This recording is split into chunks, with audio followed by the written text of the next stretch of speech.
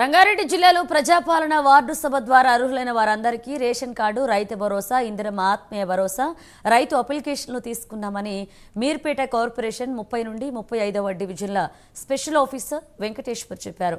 ప్రజాపాలనలో అప్లై చేసుకున్న వాళ్ల పేర్లు లిస్టులో లేకపోతే మళ్లీ అప్లై చేసుకోవాలన్నారు. నేటి నుంచి 24వ తేదీ వరకు ప్రజాపాలన వార్డు సభల ద్వారా ప్రజల దరఖాస్తులు చేసుకోవాలని అన్నారు.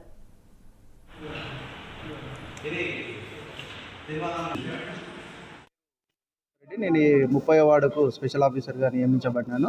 మన రాష్ట్ర ప్రభుత్వం ప్రతిష్టాత్మకంగా నియమించబడ్డ గ్యారంటీల్లో ఈరోజు వార్డు సభల ముందు మనము లిస్టు ప్రకారంగా ఏదైతే 1 ఇయర్ క్రితము అప్లై చేసిన అప్లికేషన్స్ ఏవైతే ఉన్నాయో అలాంటి అప్లికేషన్స్నే మనం ఇప్పుడు వార్డు సభల్లో చదివి వాళ్ళకు వినిపించి వాళ్ళ నుంచి ఎలాంటి అభ్యంతరాలు ఉన్నాయనుకుంటే వాటిని తొలగించి మళ్ళీ అదే లిస్టును మనము గవర్నమెంట్కు పంపడం జరుగుతుంది.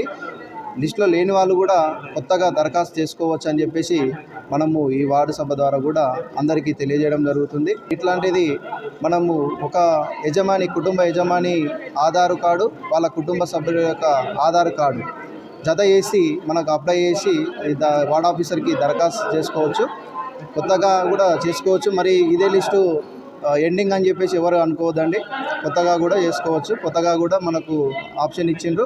అందులో ఒక రేషన్ కార్డు కుటుంబ యజమాని నుండి పిల్లలవి కానీ